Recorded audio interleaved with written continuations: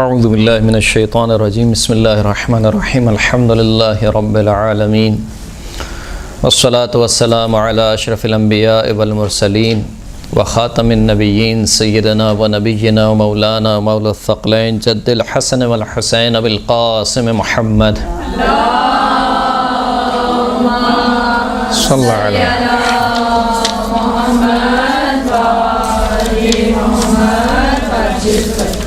وعلى آلہ الطیبین الطاہرین المعصومین واللعنۃ الدائمۃ علی اعدائہم اجمعین اما بعد فقد قال اللہ سبحانہ وتعالی فی کتابہ المجید والفرقان الحمید بسم اللہ الرحمن الرحیم یا ایہا الذین آمنوا لم تقولون ما لا تفعلون وقال ايضا كبر مقتا عند الله ان تقولوا ما لا تفعلون۔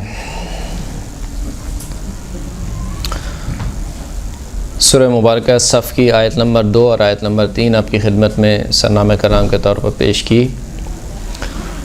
گفتگو کا موضوع یہ ہے کہ ایک طالب علم کے اندر کیا اچھی صفات پیدا ہونی چاہیے اور وہ کون سی خامیاں ہیں کہ جس سے طالب علم کو باخبر رہنا چاہیے۔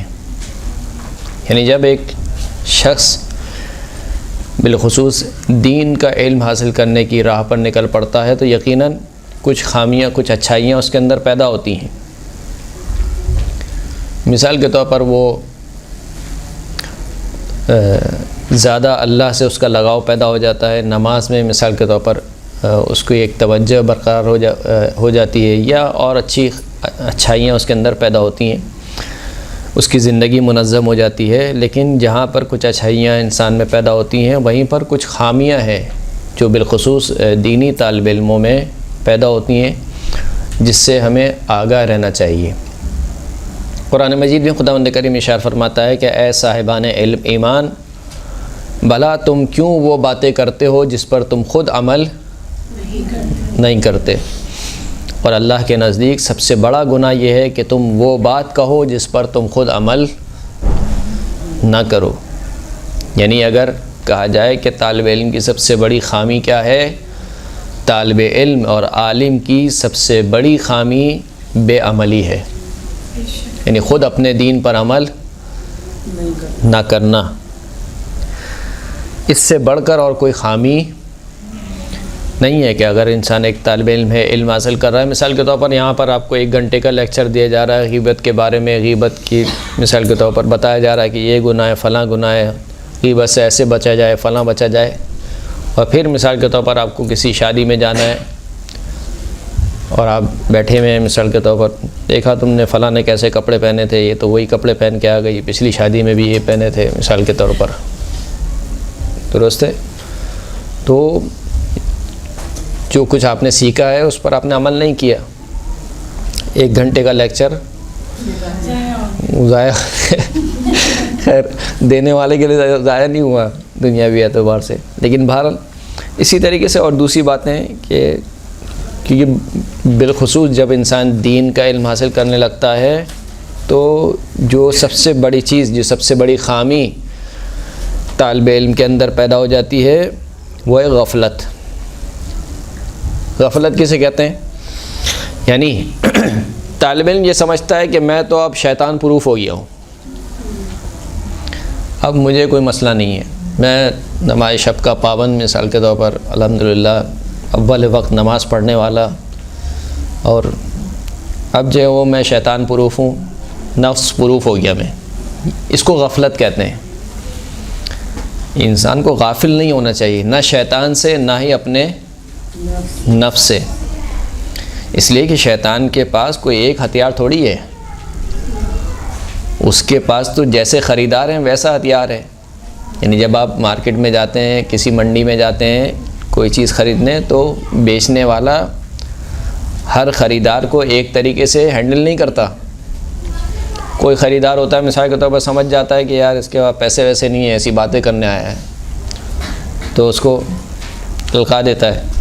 کچھ خواتین مثال کے طور پر کو ونڈو شاپنگ کی عادت ہوتی ہے، یہ جانا ہے بس قیمت پوچھنی ہے، یہ کتنے کا فلاں ہو، خریدار بھی سمجھ جاتا ہے کہ یہ آنٹی آئی ہیں صرف ان کو پوچھنا ہے، تو ڈبل سے ٹیبل بتاتے ہیں قیمت، صحیح کہ یہ ساڑی کتنے کی ہے، مثال کے طور پر یہ شرارہ کتنے کا ہے، لیکن کچھ خریدار ہوتے ہیں کہ خود کچھ جو دکاندار ہے وہ سمجھ جاتا ہے کہ ہاں یہ لینا چاہتے ہیں، تو پھر وہ ان کو کنونس کرتا ہے کہ نہیں یہ ہے فلاں ہے اس طریقے سے۔ تو شیطان کے بھی جو خریدار ہیں وہ ایک طریقے کے نہیں ہیں، لہٰذا شیطان کے جو ہتھیار ہیں وہ بھی ایک طریقے کے نہیں ہیں۔ کچھ خریدار مجھ جیسے ہیں جو انتہائی آسانی سے قابو میں آ جاتے ہیں، مثال کے طور پر، تو ان کو وہ الگ طریقے سے ہینڈل کرتا ہے۔ کچھ خریدار ہیں جو نماز شب کے پابند ہیں، تو اس کے لیے پھر دوسرا ہتھیار ہوگا شیطان کے پاس۔ یا کچھ خریدار ہیں مثال کے طور پر جو دین کے بہت پابند ہو چکے ہیں، اول وقت پہ نماز پڑھنے والے ہو چکے ہیں، تو اس کے لیے جو ہتھیار ہوتے ہیں وہ دوسرے ہوتے ہیں۔ پانچوں وقت مسجد میں نماز پڑھنے والے کے لیے ہتھیار دوسرا ہوتا ہے۔ بالخصوص جو دینی تعلیم حاصل کرنے لگے یا دین پر عمل پیرا ہونے لگے، شیطان کے پاس جو سب سے، اسے کہنا چاہیے ہتھیار، جو سب سے کارآمد ہتھیار ہوتا ہے وہ غرور اور تکبر کا ہوتا ہے۔ یعنی جب انسان یہ سمجھنے لگے کہ میں تو بہت پاک باز ہوں، اور یعنی انسان اپنے آپ کو پاک سمجھنے لگے اور دوسروں کو سمجھنے لگے کہ وہ تو سب ایسی ہیں، سب گناہ گار ہیں، میں سب سے اچھا، باقی سب برے ہیں، یہ سب سے خطرناک ہتھیار ہے۔ یعنی یہ انسان کی اپنی عبادتیں بھی کیا کرتا ہے، بیکار کر دیتا ہے۔ غرور آ جائے، جب تکبر آ جائے تو انسان کی ساری عبادتیں کیا ہو جاتی ہیں، بیکار ہو جاتی ہیں، رائیگاں ہو جاتی ہیں۔ تو انسان کسی کو دیکھ کر یا کسی کو گناہ میں مبتلا دیکھ کر یہ نہ سمجھے کہ یار میں تو بہت اچھا ہوں، میں تو یہ کام نہیں کرتا ہوں۔ نہیں، ہمیشہ اپنے آپ کو سے کہنا چاہیے کہ یہ سمجھے کہ مجھ میں خامیاں موجود ہیں، بہت سی خامیاں موجود ہیں۔ یہ شخص اگر میرے سامنے ایک گناہ کر رہا ہے تو یہ اس کی ایک خامی ہے جو مجھے نظر آ رہی ہے، میری نہ جانے کتنی خامیاں چھپی ہوئی ہیں جو اس کو نہیں معلوم ہے۔ یعنی اگر انسان تصور کرے ایک لمحے کے لیے میں نے جیسے بھی جتنی زندگی گزاری ہے وہ ساری زندگی، مثال کے طور پر سلائڈ چلنے لگے، پوری جیسے میچ کی سلائڈیں چلتی ہیں، فل اسکرین پر میرا نامہ اعمال چلنے لگے، تو آپ سوچیں انسان اپنے گھر والوں کو منہ دکھانے کے قابل نہیں ہوگا، چہ جائے کہ مثال کے طور پر رشتہ دار اور محلے والے۔ تو لہٰذا انسان کو یہ سوچنا چاہیے کہ یہ جو مثال کے طور پر گناہ کر رہا ہے، صحیح ہے، اس کی ایک خامی جو میرے سامنے آ گئی ہے، لیکن میری کئی خامیاں ہیں جو دنیا والوں کے سامنے نہیں آئی ہیں۔ اور اگر یہ شخص گناہ کر رہا ہے تو خداوند کریم اس کو ہدایت دے، خداوند کریم اس کی توفیق میں اضافہ فرمائے کہ یہ اس گناہ سے بچے۔ اور اگر خدا نے مجھے اس گناہ سے بچا لیا ہے تو یہ خدا کا کمال ہے، یعنی خدا کی توفیق ہے نہ۔ اگر خدا مجھے اپنے حال پر چھوڑ دیتا تو مجھ میں صلاحیت نہیں تھی کہ میں کسی گناہ سے بچ پاتا۔ تو جو سب سے پہلی خامی ہے وہ یہ کہ لما تقولون ما لا تفعلون، کیوں وہ بات کہتے ہو جس پر خود عمل، بے عملی یہ سب سے بڑی خامی ہے، بالخصوص طالب علم کے لیے نہیں، بالخصوص علم دین حاصل کرنے والوں کے لیے سب سے بڑی خامی یہ ہے کہ وہ خود اس باتوں پر عمل نہیں کرتے۔ یعنی میں اگر اپنی بات کروں، مثال کے طور پر مجھے آج درس دینا ہے تو میں بہت اچھا درس بنا رہا ہوں، لیکن میں اپنی پریکٹیکل لائف میں آیا جو بات میں کہہ رہا ہوں یہاں پر، اس پر عمل کر رہا ہوں یا نہیں کر رہا ہوں۔ درس دینے کے اعتبار سے، مجلس پڑھنے کے اعتبار سے، مثال کے طور پر کیا مجلس پڑھی، کیا درس دیا، صحیح ہے، لوگ تھوڑی واہ واہ کر دیں گے، لیکن جو باتیں میں نے کہی ہیں، یہ جو درس میں نے دیا ہے، یہ جو موعظہ میں نے کیا ہے، اس پر میں خود کتنا عمل پیرا ہوں۔ یہی بات جو میں کہہ رہا ہوں ابھی آپ لوگوں کو سمجھا رہا ہوں، مثال کے طور پر لما تقولون ما لا تفعلون، کیوں وہ بات کہتے ہو جو نہیں کرتے، کیا یہ مجھ پر تو منطبق نہیں ہوتی ہے؟ تو یہ سب سے بڑی کیا ہے، بے عملی سب سے بڑی خامی ہے۔ ایک شخص سرکار ختم مرتبت حضرت محمد مصطفیٰ صلی اللہ علیہ وآلہ وسلم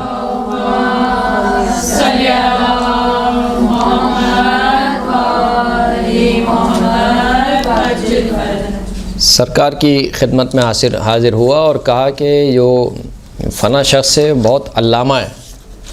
علامہ یعنی بہت زیادہ جاننے والا۔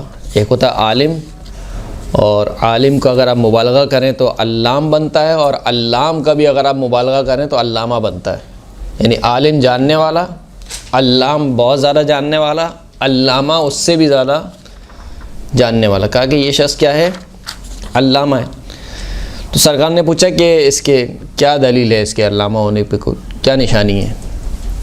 کہا لوگوں کا جو حسب و نسب ہے، جو نسب ہے وہ اس کو بہت اچھا یاد ہے، یعنی بتا دے گا کہ مثال کے طور پر فلاں شخص کس خاندان سے ہے، اس کا دادا کون تھا، اس کا نانا کون تھا، اس کا پردادا کون تھا۔ تو سرکار نے اشارہ فرمایا کہ یہ وہ علم ہے کہ اگر یہ نہ بھی جانتا تو اس کو کوئی نقصان نہ ہوتا۔ لہٰذا کوئی شخص یہ نہ سمجھے کہ اگر اس نے چند اصطلاحات یاد کر لی ہیں یا مثال کے طور پر کوئی علم حاصل کر لیا ہے تو وہ بہت بڑا علامہ بن گیا۔ کہا یہ وہ علم ہے کہ اگر یہ علم سے جاہل بھی رہ جاتا تب بھی اس کو کوئی نقصان نہیں ہوتا۔ پھر امام سرکار نے اشارہ فرمایا کہ انما العلم ثلاثۃ، علم جو ہے وہ اس کی 3 قسمیں ہیں۔ آیت محکمہ، ایک آیت محکمہ ہے یعنی عقائد کا علم، او فریضۃ عادلہ، دوسری قسم ہے فریضہ عادلہ یعنی علم اخلاق، اور سنت قائمہ، تیسرا جو علم ہے وہ شرائع یعنی احکام حلال اور حرام کے کیا ہیں، مسائل ہے۔ یہ اصل علم ہے جو انسان کو حاصل کرنا چاہیے، جس کے پر انسان کو سیکھنا چاہیے۔ جیسے کہ خود امام اس آیت کی تشریح میں، اس آیت کی تفسیر میں فرماتے ہیں کہ فَلْيَنظُرِ الْإِنسَانُ إِلَى طَعَامِهِ، انسان کو دیکھنا چاہیے اپنے کھانے کی جانب۔ قرآن کی آیت ہے، کہا کہ یہاں پر طعام سے کیا مراد ہے؟ قَالَ قُلْتُ مَا طَعَامُهُ، راوی نے کہا کہ اس کا کھانا کیا ہے؟ امام نے فرمایا کہ عِلْمُهُ الَّذِي يَأْخُذُ عَمَّنْ يَأْخُذُ، کہ 2 چیزیں دیکھنی ہیں، ایک تو وہ کون سا علم حاصل کر رہا ہے اور کس شخص سے علم حاصل کر رہا ہے۔ یہ بہت مہم ہے کہ کون سا علم حاصل کر رہا ہے اور کس شخص سے حاصل کر رہا ہے۔ یہ انسان کی غذا ہے۔ امام نے انسان کی غذا کیا قرار دی؟ علم حاصل قرار دی، علم کو قرار دیا کہ علم انسان کی غذا ہے۔ لہٰذا جب انسان غذا کھاتا ہے تو یہ دیکھتا ہے کہ کون سی غذا ہے، ایسی بغیر آنکھیں بند کیے انسان غذا نہیں کھا لیتا ہے۔ کہ جس طریقے سے تم اپنی غذا کو بغیر جانچ پڑتال کے نہیں کھاتے ہو، اسی طریقے سے اپنے علم کو بھی بغیر جانچ پڑتال کے حاصل مت کرو۔ دیکھو کہ کون سا علم حاصل کرنا چاہیے اور کس سے وہ علم حاصل کرنا چاہیے۔ تو یہ تھی گفتگو علم کے بارے میں۔ لیکن جو گفتگو میں عرض کر رہا تھا کہ طالب علم کے لیے جو سب سے بڑی خامی ہے وہ بد عملی ہے یا بے عملی ہے، اس کے بارے میں سرکار ارشاد فرماتے ہیں کہ العلماء رجلان، علماء کی 2 قسمیں، رجل عالم آخذ بعلمہ فہذا ناج، ایک وہ شخص ہے کہ جو عالم ہے، آخذ بعلمہ، اور اپنے علم پر عمل کرنے والا ہے، یعنی فقط عالم نہیں ہے میری طرح، بلکہ میں تو عالم بھی نہیں ہوں، یعنی نہ علم ہے نہ عمل ہے، لیکن ایک وہ شخص ہے کہ جو عالم ہے اور اپنے علم پر عمل کرنے والا ہے، فہذا ناجن، پس یہ شخص نجات یافتہ ہے۔ وعالم تارک لعلمہ، دوسرا شخص وہ ہے جو عالم تو ہے لیکن اپنے علم کو ترک کرنے والا ہے، فہذا ہالک، یہ شخص جو ہے وہ ہلاک ہونے والا ہے۔ وَإِنَّ أَهْلَ النَّارِ لَيَتَأَذُّونَ مِنْ رِيحِ الْعَالِمِ التَّارِكِ لِعِلْمِهِ، جو اہل جہنم ہے، یعنی آپ سوچیں کہ خدا کو کس قدر ناپسند ہے ایسا شخص کہ جو عالم ہو لیکن عمل نہ کرے اپنے علم پر۔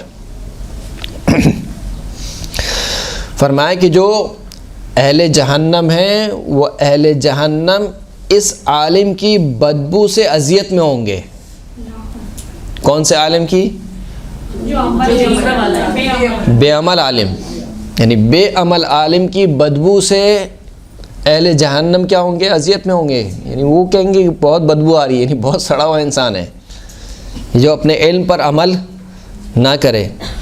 وَإِنَّ أَشَدَّ أَهْلِ النَّارِ نَدَامَةً وَحَسْرَةً رَجُلٌ دَعَا عَبْدًا إِلَى اللَّهِ فَاسْتَجَابَ لَهُ وَقَبِلَ مِنْهُ فَأَطَاعَ اللَّهَ فَأَدْخَلَهُ اللَّهُ الْجَنَّةَ وَأَدْخَلَ الدَّاعِي النَّارَ بِتَرْكِهِ عِلْمَهُ۔ فرمائے کہ قیامت کے دن جب محشر کا میدان سجے گا تو محشر کے میدان میں سب سے زیادہ حسرت اور سب سے زیادہ ندامت ایسے شخص کو ہوگی کہ جو لوگوں کو تو پکارا کرتا تھا اللہ کی جانب، بہت اچھے درس دیا کرتا تھا، مثال کے طور پر بہت اچھی گفتگو کیا کرتا تھا، لیکن خود اپنی گفتگو پر عمل نہیں کرتا تھا، تو اس کے درس دینے کی وجہ سے جو اس کا درس سننے والے تھے انہوں نے جو اس سے درس لیا اس پر عمل کیا تو خداوند نے کریم ان کو جنت میں داخل کر دے گا انشاءاللہ۔ آپ سب جنت نہیں ہیں، لیکن اس شخص کو جو درس دینے والا ہے اس کو خداوند کریم کہاں داخل کرے گا؟ جہنم میں۔ تو یہ شخص حسرت کرے گا، یہ جن کو میں سکھایا کرتا تھا یہ جنت میں داخل ہو گئے اور میں خود کہاں جا رہا ہوں؟ جہنم میں جا رہا ہوں. تو اس کو سب سے زیادہ حسرت ہوگی، ندامت ہوگی. ہو کیونکہ اس نے اپنے علم کو ترک کر دیا اور اپنی ہوا اور ہوس کے پیچھے چلا گیا. وَأَمَّا اتِّبَاعُ الْهَوَىٰ فَيَصُدُّ عَنِ الْحَقِّ وَطُولُ الْعَمَلِ يُنْسِي الْآخِرَةَ. دو چیزوں کی طرف رہنمائی کی کہ طالب علم میں یہ دو چیزیں نہیں ہونی چاہیے. پہلی چیز کیا ہے؟ اتباع الہوا، ہوائے نفس کی پیروی. ہوائے نفس کی پیروی نہیں، ہوائے نفس یعنی میرا دل یہ کر رہا ہے، یعنی چاہے شریعت جو بھی کہے. مثال کے طور پر مثال کے طور پر آج گانے کا موڈ ہو گیا، آج گانا سننا ہے، تو کیونکہ میرا موڈ ہو گیا، میرا دل کہہ رہا ہے، لہٰذا میں گانا مثال کے طور پر سن رہا ہوں. یا مثال کے طور پر آج میرا موڈ ہو گیا ہے کہ فلاں شادی میں مثال کے طور پر جہاں پر مکس گیدرنگ ہے اور نامحرم افراد ہیں، مثال کے طور پر مجھے میک اپ کر کے جانا ہے، مثلا یہ نیل پالش اچھی لگ رہی ہے، اس طریقے سے مہندی کا اسٹائل مثال کے طور پر اچھا لگ رہا ہے، درست ہے. یا مثال کے طور پر فلاں چمکیلا اور بھڑکتا ہوا مثال کے طور پر لباس پہننا یہ اچھا لگ رہا ہے. تو صحیح ہے، آپ کو اچھا لگ رہا ہے، لیکن اللہ کو اچھا لگ رہا ہے نہیں لگ رہا ہے. تو یہ ہوائے نفس ہے. کہا کہ ہوائے نفس کی جو پیروی کرتا ہے یہ حق کے راستے سے رک جاتا ہے، یعنی یہ پھر حق کو نہیں پا سکتا ہے. وطول العمل، دوسری جو ہے وہ کیا ہے؟ لمبی امیدیں باندھنا. لمبی امیدیں باندھنا یہ کیا ہے؟ یونس الآخرہ، یہ آخرت کو کیا کر دیتی ہے؟ بلا دیتی ہے. اے کاش میرا مثال کے طور پر 600 گز کا مرحلہ ہو، بنگلہ ہو مثال کے طور پر، کاش فلاں جگہ فلاں سوسائٹی میں میرا گھر ہو، کاش جو ہے میرے پاس فلاں گاڑی ہو، کاش میرے شوہر کو اللہ یہ دے فلاں دے. یہ جو کاش ہیں گے، یہ کاش پھر آخرت کو کیا کرتے ہیں؟ بھلا دیتے ہیں. لمبی امیدیں آخرت کو بھلا دیتی ہیں. ایک شخص چوتھے امام زین العابدین علیہ الصلوۃ والسلام کی خدمت میں حاضر ہوا. صلی اللہ علیہ محمد و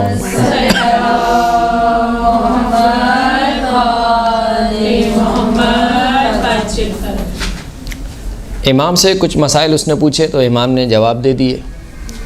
پھر اس کے بعد دوبارہ اس نے کچھ سوالات پوچھے، جیسے پہلے سوال کیے تھے ویسے ہی دوبارہ سوال پوچھے.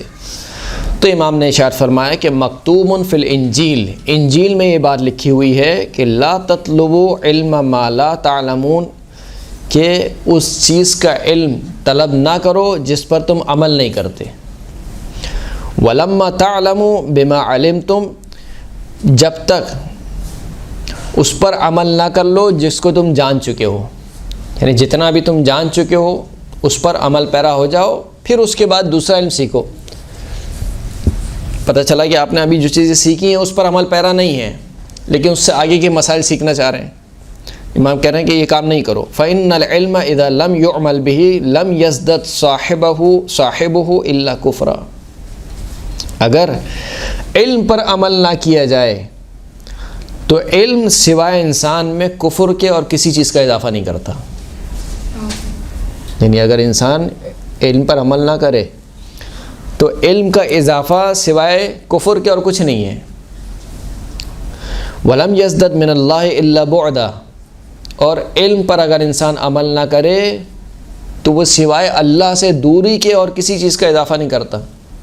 یعنی انسان آج یہ سمجھ رہا ہے کہ میں نے تو ہفتے میں مثال کے طور پر 4 درس لے لیے، 5 درس لے لیے، میں تو مثال کے طور پر القائم میں ریگولر اسٹوڈنٹ ہوں، وہاں پر جاتی ہوں، مثال کے طور پر ہر ہفتے کلاسز لیتی ہوں، فلاں لیتی ہوں، لیکن اپنے علم پر اگر عمل نہیں ہو رہا ہے تو اس کا مطلب کیا ہے کہ اللہ سے سوائے دوری کے اور کچھ نہیں ہے. لہٰذا اگر علم پر عمل نہ کیا جائے تو یہ سب سے بڑی خامی ہے. وَاعْلَمْ إِنَّ قَلِيلَ الْعَمَلِ يَحْتَاجُ إِلَى كَثِيرِ الْعَمَلِ، جان لو تھوڑا سا علم بہت زیادہ عمل چاہتا ہے. تھوڑا سا علم بہت زیادہ عمل چاہتا ہے. لأن علم ساعة يلزم صاحبه استعماله طول عمره، کیونکہ 1 گھنٹے کا علم یہ انسان کے لیے واجب قرار دیتا ہے کہ وہ اس 1 گھنٹے کے علم کو اپنی پوری زندگی استعمال کرے. یعنی آج مثال کے طور پر آپ 1 گھنٹے کا اگر درس لیتی ہیں مثال کے طور پر غیبت کے بارے میں، مثال کے طور پر کسی بھی چیز کے بارے میں، تو یہ 1 گھنٹہ جو آپ نے علم حاصل کر لیا ہے، اب آپ کو عمل کب کرنا ہے؟ 1 گھنٹہ خالی عمل نہیں کرنا، یہ پوری زندگی عمل کرنا ہے۔ یعنی اگر آپ نے 1 گھنٹہ مثال کے طور پر کسی بھی چیز کے بارے میں آپ نے درس لیا ہے تو آپ کو اس کو پوری زندگی پر اپلائی کرنا ہے۔ لہٰذا امام فرماتے ہیں کہ قلیل العلم، تھوڑا علم بہت زیادہ عمل چاہتا ہے۔ مثل العلم الذی یعلم الخیر ولا یعمل به مثل السراج یضیء للناس ویحرق نفسہ۔ فرماتے ہیں کہ اس علم کی مثال جو انسان حاصل کرے اور اس پر عمل نہ کرے، علم حاصل کرے اور علم پر عمل نہ کرے، امام فرماتے ہیں کہ اس کی مثال چراغ کی مانند ہے۔ چراغ کیا کرتا ہے کہ لوگوں کو روشنی دیتا ہے، خود اپنے آپ کو جلا کر لوگوں کو روشنی دے رہا ہے، نہیں لوگوں کے سامنے مثال کا درس پڑھ رہا ہے، مجلسیں پڑھ رہا ہے، سب کچھ ہو رہی ہیں، لیکن خود عمل نہیں کر رہا ہے، تو خود اپنے نفس کو جلا رہا ہے لوگوں کو روشنی دینے کے لیے۔ یہ مثال ہے کس کی؟ عالم بے عمل کی۔ پھر امام فرماتے ہیں کہ ابن مسعود جو کہ رسول اللہ کے صحابی ہیں، فرماتے ہیں کہ ابن مسعود من تعلم العلم ولم يعمل بما فيه حشرہ اللہ یوم القیامت اعمی۔ ابن مسعود، اگر کوئی شخص علم حاصل کرے لیکن علم پر عمل نہ کرے تو ایسے شخص کو خداوند کریم اندھا محشور کرے گا۔ ومن تعلم العلم رياء وسمعة يريد به الدنيا نزع اللہ برکتہ۔ جو شخص علم حاصل کرے کس لیے؟ ریاء، لوگوں کو دکھانے کے لیے، وسمعة، شہرت کے لیے، لوگ کہیں گے یہ بہت بڑا عالم ہے، یہ بہت بڑی محلے میں مثال کے طور پر کہیں گے یہ اچھی ذاکرہ ہیں، یہ القائم سے پڑھی ہوئی ہیں، لوگوں کے دکھانے کے لیے، شہرت کے لیے اگر کوئی شخص علم حاصل کرے جس کے ذریعے سے وہ فقط دنیا چاہتا ہو تو نزع اللہ برکتہ، تو خداوند کریم اس کی برکت کو چھین لیتا ہے۔ وضیق علیہ معیشتہ، اور اس کی زندگی کو اس کے اوپر تنگ کر دیتا ہے۔ ووکلہ اللہ الی نفسی، خدا اس کو اس کے نفس پر چھوڑ دیتا ہے۔ آپ سوچئے کتنا بڑا عذاب ہے کہ اگر خدا مجھ کو میرے حال پر چھوڑ دے۔ تصور کیجئے، آپ ایک لمحے کے لیے تصور کیجئے، یعنی اگر انسان کو اس کے حال پر چھوڑ دے، خدا ہاتھ نہ پکڑے میرا، آپ کہاں جائیں گے؟ آپ اور میں کہاں جائیں گے؟ یعنی لمحے لمحے کے لیے میں اللہ کا محتاج ہوں، درست ہے؟ اب اگر اللہ مجھے چھوڑ دے میرے حال پر، اس کو چھوڑ دو، جیسے بسا اوقات ہوتا ہے مثال کے طور پر بچہ بہت تنگ کرتا ہے، بچوں کو آپ بہت سمجھاتے ہیں لیکن ایک وقت آتا ہے کہ آپ کہتے ہیں کہ آپ یعنی دل اچاٹ ہو جاتا ہے آپ کا، تو پھر آپ کیا کہتے ہیں؟ چھوڑ دو اس کے حال پر، جو کرتا ہے کرے، باہر جائے، جو اس کو کرنا ہے کرے۔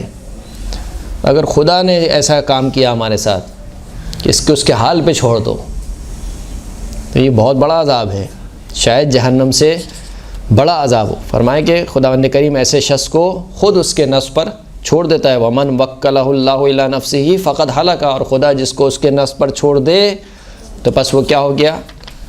ہلاک اور برباد ہو گیا۔ صلوات پڑھیں محمد و آل محمد۔